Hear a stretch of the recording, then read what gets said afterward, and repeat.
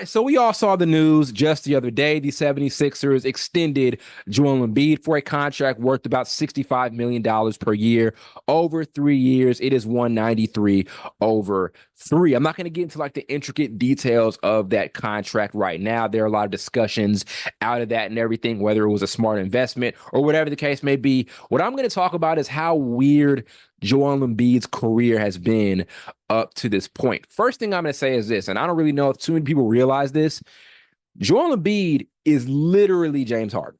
Like if we go and look at James Harden's prime years in Houston, very similar to what we're seeing here with Joel Embiid, a ridiculous offensive talent, one of the best regular season guys, virtually unguardable, also really good when it comes to manipulating the referees and getting a lot of foul calls. Also, a great slew of teammates. So with James Harden, we saw him have a number of different great supporting castmates throughout his time in Houston. There was Dwight Howard there for a couple of seasons. They did get an all-star appearance out of him. It wasn't prime Dwight Howard, but Howard was still playing at an elite level. He also got Chris Paul, all of those things, like a really good recurring revolving door of talent around James Harden. Same here with Joel Embiid. Ben Simmons, all-star player in his prime, which was a very short prime. Jimmy Butler, all-star player in his prime. James Harden himself, who wasn't in his prime at that time, but was still essentially a 20-10 player. Again, great revolving door of supporting castmates, but still no playoff success. Amazing castmates, amazing regular season performances, but just could not get past that hump and over that hump come playoff time. With Harden, he had a little bit more playoff success than Embiid because at least Harden was leading his team to the Western Conference Finals. With Embiid, he has never led his team past the second round of the playoffs. Hasn't done it. So we could say that Joel Embiid is a little worse than what James Harden was throughout Harden's prime, because at least Harden was able to establish the Rockets as a team that, if the Warriors weren't a dynasty, would probably be the best team in the NBA. And they were consistently running into that Warriors dynasty in the playoffs. If they didn't run into that, who knows what could have happened. You can't really say that with the 76ers. Throughout the entire Embiid era, I haven't really had a time where I thought they were definitively the best one or two teams in the Eastern Conference. I really haven't thought that at any point in time. Like, it's usually with the Sixers where other teams are either as good as them or just flat out better, but never have I thought that the Sixers were that dominant to consider like a top one or two team in the entire league. So the Embiid era in his prime is very similar to the Harden era in his prime, but it could be slightly worse. So your conversation becomes, do we start putting Embiid and having those conversations about Embiid that we had about James Harden? Do we start putting him in that particular category? Because like I said, the similarities are plentiful. They're huge. They're literally all over the place. So that's one thing about Embiid is I look at what he's doing at this point. Again, amazing regular season production, great numbers, and a historically great player, historically talented player. But it's really giving me those James Harden, prime James Harden vibes when he was down in Houston. So that's one thing I wanted to point out is Harden is at a really, really weird point in his career. Embiid is at a really, really weird point in his career where he's like right in that area that Harden was at. And Harden was never able to truly grow out of that. Your fear is, will that happen also with Joel Embiid? And I know you're thinking, well, they got Paul George to pair alongside with him and Tyrese Maxey.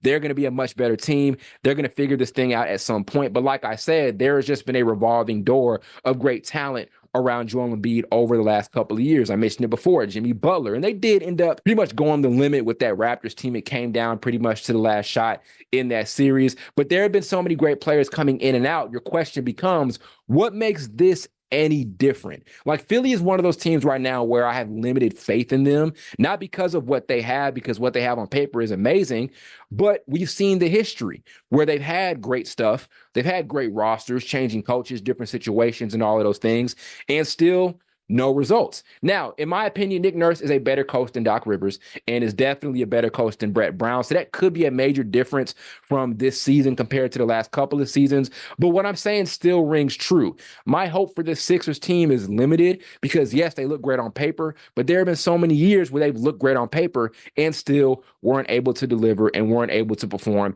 at a high level. The other issue with this entire Sixers thing and this heavy investment in Embiid and Paul George is twofold.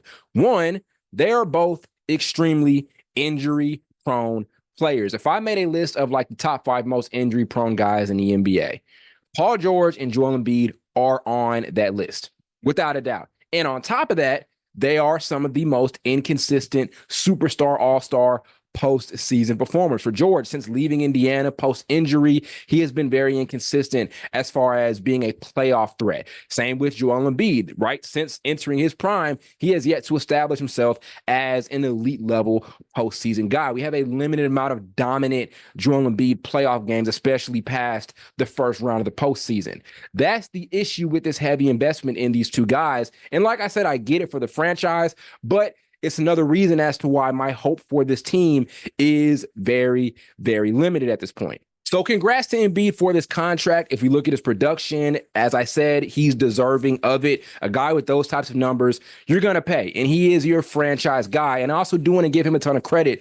It's cool seeing that this entire Joel Embiid thing has worked out. The beginning of his career was very rocky. It was injuries and all of those sorts of things. There were a lot of questions as to how this thing was going to work. Was Joel Embiid ever going to mold into that superstar-esque player? And to see him get there has been super satisfying. But once you enter that superstar territory, the expectations are going to be extremely high, and he hasn't really lived up to those expectations as far as the playoffs go, and those are the most important games of the entirety of an NBA season. So like I said, he's deserving of the money. I get it. But at the same time, he is a very, very strange superstar because he still has so much to prove while being a franchise guy, while having all of these great individual accolades. There's still so much that Joel Embiid has left to show us. And the question really is he that type of guy? Is Joel Embiid a number one on a championship contending team? We had that type of question a lot of times with a lot of guys throughout the NBA. We have those questions about Jason Tatum. We have those questions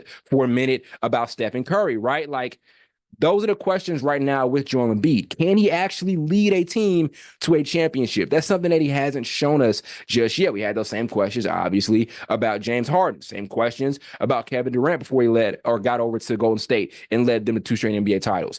That is where we're at right now with Joel Embiid. Just a really divisive player. You can love his regular season production, his offensive game, how much of a great performer he is on that stage. But as I said, those postseason performances have been very problematic and troublesome at this point in his career. So we'll see how things end up taking place this season for the Sixers. Again, there is some hope to be had because of Nick Nurse being here. He is a hell of a head coach. I always have said that he's one of my 5 favorite coaches in the entire league. But it is definitely championship or bust season here for this Sixer squad, where people are just going to completely lose faith in this entire Joel Embiid era.